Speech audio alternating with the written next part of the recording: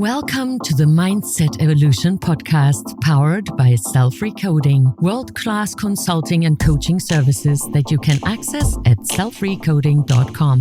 Self-Recoding is a unique blend of neurohealing modalities that will empower you to reach your full potential. Join thousands of others who have experienced rapid results in their journey of personal growth. Now enjoy our show where we bring you tools for a powerful mind with your hosts, Kathi and Daisy. And hello, everybody, and welcome back to another episode of Bold and Blonde Mindset Evolution, the podcast that gives you tools for a powerful mind. I'm Kathi Tate, your host from Down Under. With me, as always, your host from yesterday, hello, Miss Daisy Pap. Hello, Daisy. Hello. So I'm the one from the past. Okay, so fine. Hello. So that's a great start, actually. Okay, from yesterday. That's interesting because in German language, that means something really funny. It depends on which end of the story you are, because they mean when somebody is really impossible, then that's what they really say. Das ist ja der Letzte. Du bist ja von gestern, meaning, so you're the last one. Or it also, when they say, ja, du bist ja von gestern. Oh, so you are from yesterday, meaning that you just didn't get it yet. Well, that's hilarious because today we're going to talk about Mr. and Mrs. Impossible. Oy. Okay, fine. Okay, I know of a few. I'm sure you do. So I'm going to let you take the lead on this. Hit us, Daisy. Actually, it's true. I volunteered to speak about that, but let's turn it around. What is it that you'd like to know? Because I'm not sure. Yeah, well, you go ahead. Ask. I'm happy to answer what I can. Well, let's start with what Mr. and Mrs. Impossible means to us. I guess for me, it's somebody who's super hard to deal with all the time. So what would your definition be? I think I agree with you. What comes to my mind is that there's this category of humans. They have a problem for any situation. Yeah. It's incredible. The fantasy sometimes, how they come up with stories and with mindsets and with ideas and explanations and justifications and twisting it combined with the need to be right and stubbornness. I call it cutely stubbornity because I think it's a little bit cuter. Doesn't really take away from the impact of it. But yeah, they do exist.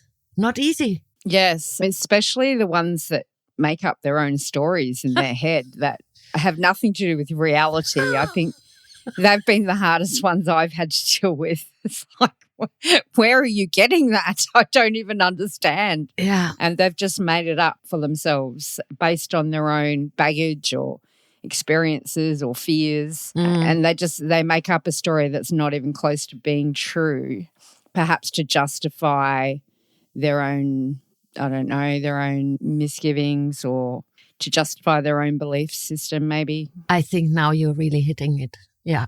Because the belief system. So what is it that holds up their belief system? There must be a benefit because otherwise they would not uphold that belief system. So it's easier for them now. When we ground basics, let's say we were able to divide people, humans from around the world, into two base categories. The ones who seek to get away from pain and the ones that seek to get closer to pleasure. Okay. When we have a look at that, so what is it actually that they are doing? I consider myself one of them in the past. Absolutely, I admit, many years ago.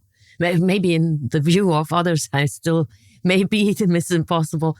It depends on which end you're at, right? When you're on my side, then people quite like the way how I negotiate or I come up with ideas. Well, you are impossible to argue with.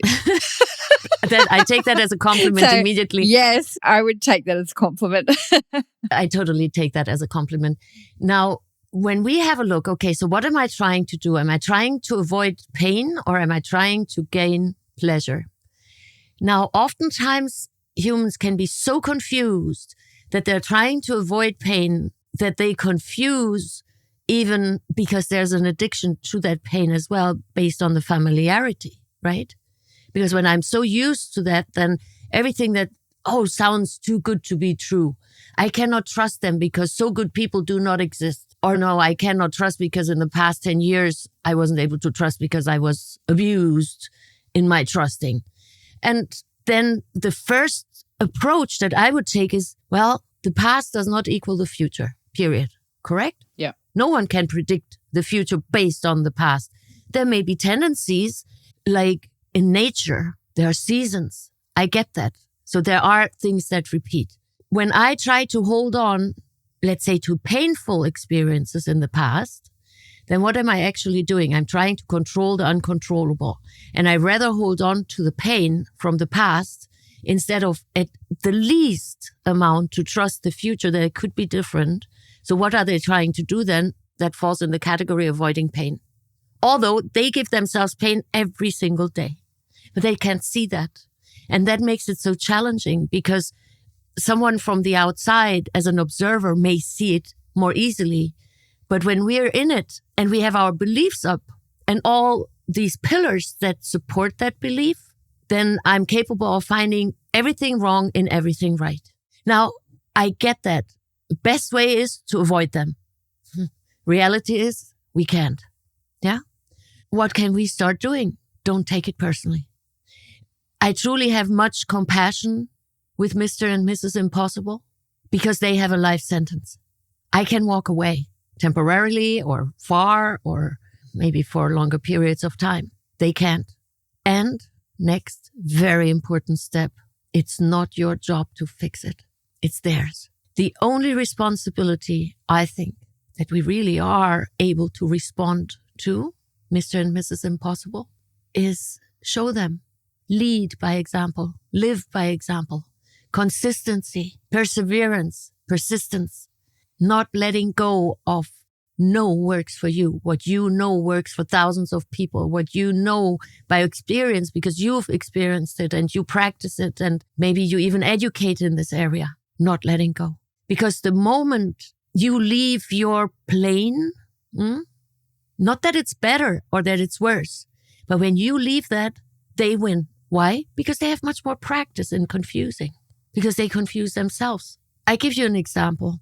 It's so cute. I have a client of mine and I shared with her that I have one of my clients. She has the nickname. I gave her an official badge that she is, in my view, Miss Impossible. And this client I tell the story to, she said, oh, I was thinking you were talking about me. And she really thought that I was mentioning her, but that was not really the case. And she reminded herself and seeing herself when I described to her another client of mine and her situation, that she was able to see, oh, yeah, actually, whatever my husband does, he can never get it right. When he's leaving, that's not right. When he's staying, it's not right. When he's traveling for business, it's not right. When he's not traveling for business, it's not right. When he's at home, it's not right. When he's not at home, it's not right. She actually became aware of a pattern of hers because I have much compassion for the husband. I have not spoken to that husband yet. And because he didn't call me yet, that's a different story. I would talk to him. I'm open. I have much compassion with the man. For 23 years, he didn't leave. Whoa. And then Mrs. Impossible, in case, I'm not speaking about anyone I know, but in case a husband comes back, there must be a reason. Do you really think that it's so convenient being around someone who is impossible or challenging to be around? There must be something. But human impossible cannot see that. Huge challenge. Huge. Leave it alone.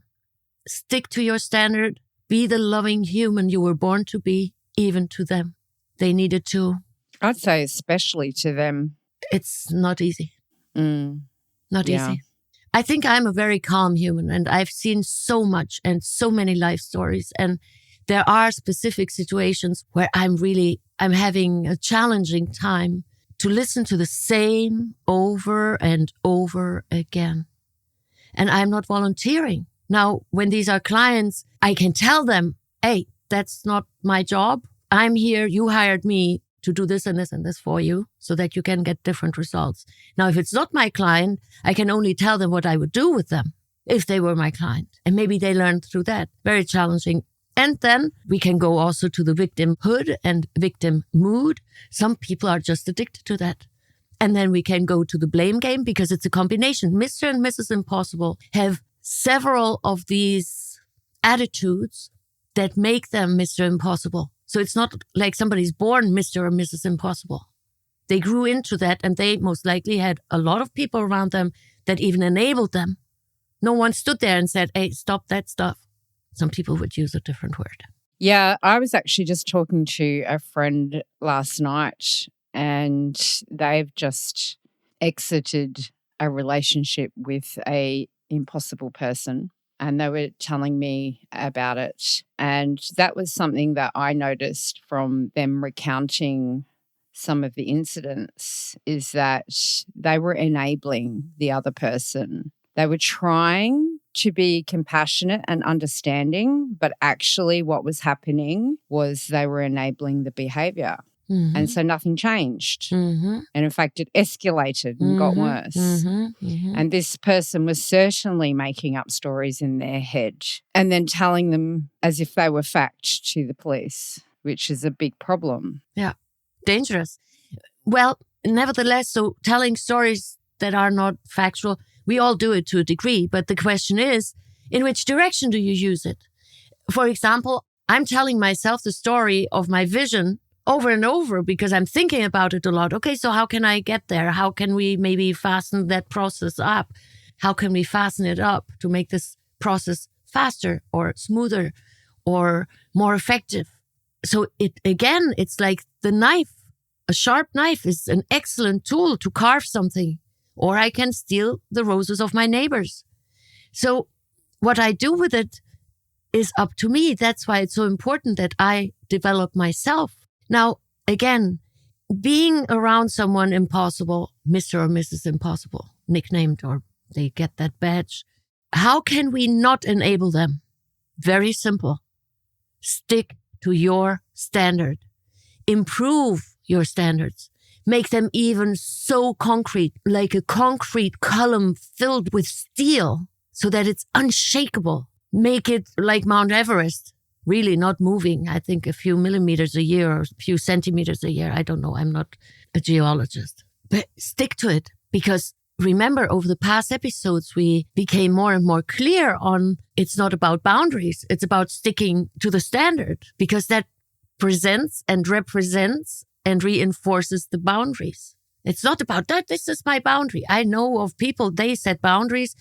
They have expectations to the moon and they do not really deliver on that level. That's when it gets confusing. Another aspect of Mr. and Mrs. Impossible. So if someone notices about themselves, maybe that's me, that Kathi and Daisy are talking about here tonight or today or whenever you, dear listener, listen to this, seek help.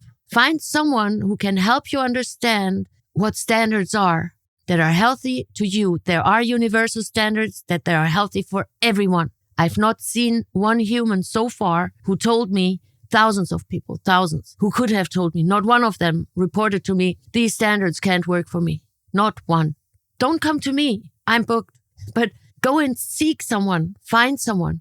Contact Kathi. Kathi knows already all about the standards. She can help. Or organize a workshop. I'm happy to do that. And a good starting point is the free download we have on the Bald and Blonde shop about standards and values. It's a good starting point, I think, when you're looking at this for yourself, maybe for the first time. Do we have standards and values? Is it not characteristics and values? Maybe. I don't know. So I think what really a good starting point is 1, the island model, 2, the 5+2. Has nothing to do with me being the author. That could have been written by Susie Smith or Jackson King or Sandra Mayer, whomever that is. Well, this is a good point. Let's tell the audience about your new release, because it is super important and I want to help get it out there into the hands of as many families as possible. Daisy's rewritten her book, The 5+2 Formula for Finding True Love, and transformed it into basically a user manual for teens. I love it. I think it really gives the information that every young person should know and understand about themselves in order to put them in the best footing to go forward in life. Thank you. And it's been written so well. It is super easy to read, really fast. It's got beautiful graphics. It explains the concepts really well. And I think it should be in every household. Right now, it is available on Amazon in the US and in Australia. So you can just go to Amazon and search Daisy Pap and her books will come up. So please do yourself and your kids a favour and go and grab that book because it is life-changing. Thank you. I appreciate. Well, it's available in other countries too, from UK to European countries to Canada. I'm not even sure. I think even Mexico is available. I don't know where they ship. Nevertheless, if somebody wants it handy, download it from the daisypap.com website. You can find it there. But let me expand a little bit on that. I appreciate the way you speak about it because you read it and you have a paperback version and you have a digital version as well. And I appreciate you speaking so highly about it. I cannot make it any simpler with my mind today. Maybe in 5 years, maybe in 2 years, maybe in half a year, I will know an even easier way to do that. It is actually not rewritten because what I did, I extracted the 5+2 essence and made it so easy and so fast that everyone can understand it. I think when someone reads it to a 6-year-old, 7-year-old, they will understand too. And I know of somebody who is currently in the process of writing some workbook for it, where there will be quizzes in it and some beautiful tools that you can do with the little ones or with teenagers or even as a family and as family games, maybe, so that you can play around that to learn it. Well, it's so easy because so many people I see have expectations. They have expectations of others. Oftentimes, people have expectations of others that can never be fulfilled. And that makes two unhappy people. It's like when you have a cat, Kathi, Pepper. I met him several times on camera. A very sweet cat. Make him bark, please. I want him to bark. What a stupid cat you have. It doesn't bark. Imagine I would think that, or imagine I would say that. I understand in this example it sounds ridiculous, but humans do it with humans. I see it way too often. Allow others to go their path. When you feel that you are the one with the whip behind them and you must motivate them and you must push them and you must make them do things, all you really do is fill up other people's, the other ones, resentment bucket. And then you're surprised that sooner or later it explodes. When there's an explosion going on, well, look at the explosives that you're providing, Mr. and Mrs. Impossible. And I'm not saying that everyone needs to get along with everyone. That's idealistic, and I'm an idealist, I admit. In some cases, it just doesn't work. But we can respectfully avoid one another without having hard feelings for one another. Yeah, and it is okay to respectfully disagree. Absolutely. We don't have to all agree. And the thought that we do is ridiculous, to be honest. Like, that's just not realistic at all. But we can disagree respectfully. And I do think that one of our most important episodes is about letting go of the need to be right. The more I think about that concept, the more I believe doing that is what will bring us all together. Because who even decided that you get to be right over me? All you get to do is decide that for yourself. You don't get to decide it for others. Yeah. Perhaps in the circumstance where you've got children that you're bringing up. That aside, we all have that responsibility for ourselves. And I don't think that anybody gets to be more right than somebody else. That's not fair play. So if we can let go of that compulsion or conditioning that does seem to be in most of us, and we did go deep into the why of that in that episode, I think that's a game changer. That one there and the shoebox are pivotal episodes that everybody must listen to. Oh, and Who Are You as well. They're, I think, my top 3 that are just so helpful to understand ourselves better and other people better and place us better to deal with others. Yeah. When we stopped trying to make others be who they don't want to be or cannot be, for whatever reason, let them be. I really don't know a lot of people who would raise their hands, hey, change me, please change me. And those who do raise their hands, it's most of the time temporary. Why? Because then they, no, I don't want to change. I changed my mind. I don't want to change. No, leave me alone. And then there are others, they want others to fix them. That's also not possible. I would have lines standing in front of my office from New York down to Key West, most likely, if I were able to do it for them. I can't, but I can show the tools and I can show how to rethink, how to reevaluate, because the meaning people give it, that's another big part of the Mr. and Mrs. Impossible. They are capable of giving meaning to anything and everything to their advantage of their own disadvantage. Meaning that, for example, you're just nodding now. If I were Miss Impossible, yeah, of course you nod now. You should have nodded a year ago, for example. Or when you're nodding, so now you nod? When I asked you to nod, then you never nod? Keep your nod for now. So, however, it's possible to just turn it around, and the other one, the receiving end, can just allow and let them be. Why?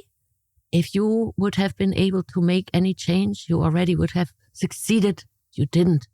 Therefore, everyone is responsible for themselves. Everyone. And as long as I cannot admit, for example, Kathi, I so would like to spend time with you, because when I go to Australia, I'd like to spend time with you and with Mom and with Chris and the baby and his wife and so forth. That's really what I want to do. But I also want to do this and I also want to do that. But I really want to spend time with you. Imagine I would not share with you that I want to spend time with you.